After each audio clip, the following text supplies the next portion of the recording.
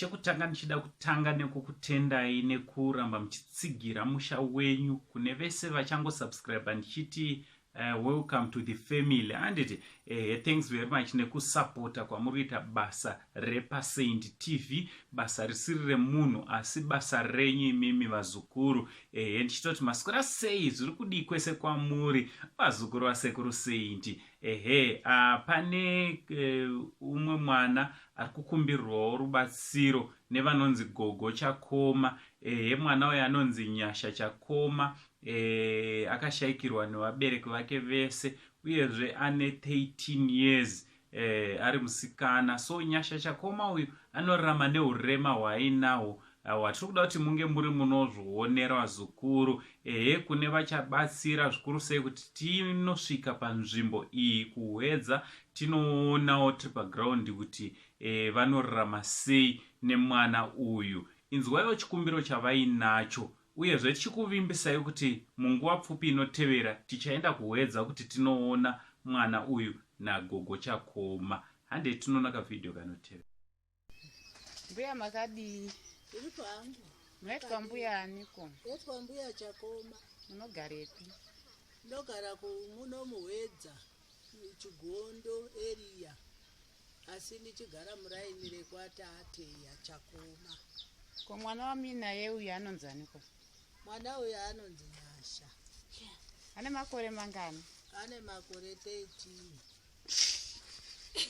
Ko akaberekwa akadaro here zvaakaita izvi? Akaberekwa akadaro. Saka hana kana anobatsira? Wekubatsira ndiye ashaikwa.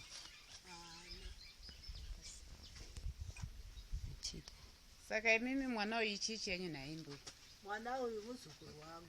Mwana womubvala. Ko mai vacho vakaenda kupi? Akafa. Saka munorarama sei nemwana iyi? Mwana uyu kurarama naye ndinorarama nekumatambudziko. Ini wacho ndaachemberewo handigoni kana iniwo kuti ndidii ndototsvagawo mubatsiri. Zvino iye ndotoita basa rekumufidha. Ndii ndinomupaka. Ndii ndinomupa kuti ageze.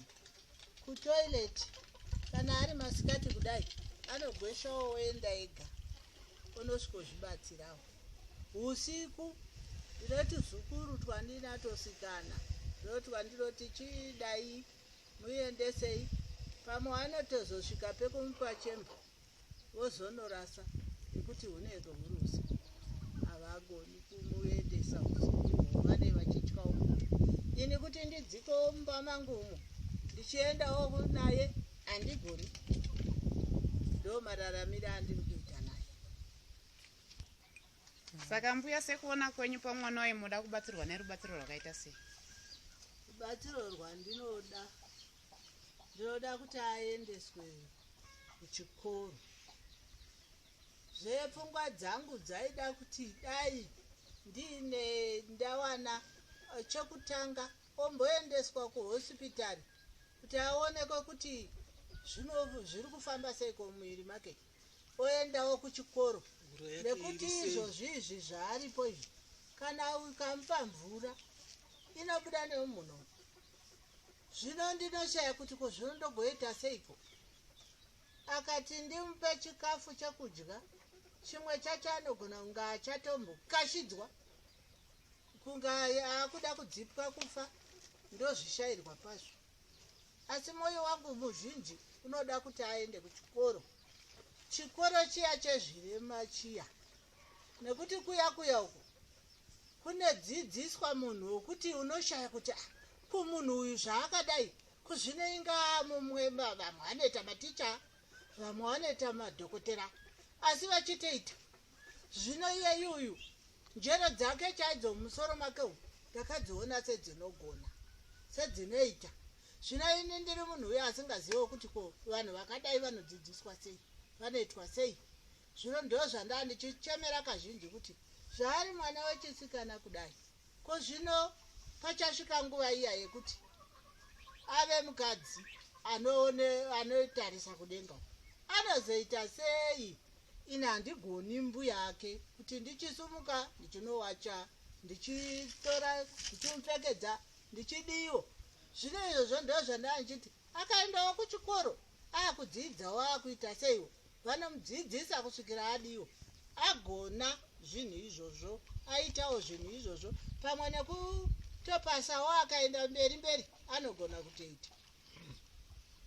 Ndo zvinhu zvandiri kunyanyoda. Oraiti mbuya ndizvozvo chete here ko chikafu nezvekupfeka munazvo here? Aiwa chikafu ndinacho. Zvekupfeka ndo zvimwe zvandoda kuti dai ndawana zvimabhurugwa nekuti haagoni kugara kungogara kudai. Zvinoanda zvimidhebhi nezvimataiti zvekuti kana ndikamupfekedzawo chiri chirokwe ndowana chitaiti chokuisa pasi owana magariro. Zvekudya kudya chandinodya ichocho ndo chaari kudya. Chekudya handichishayi ndochiwanhanga. Oraiti mbuya Chakoma, tatenda.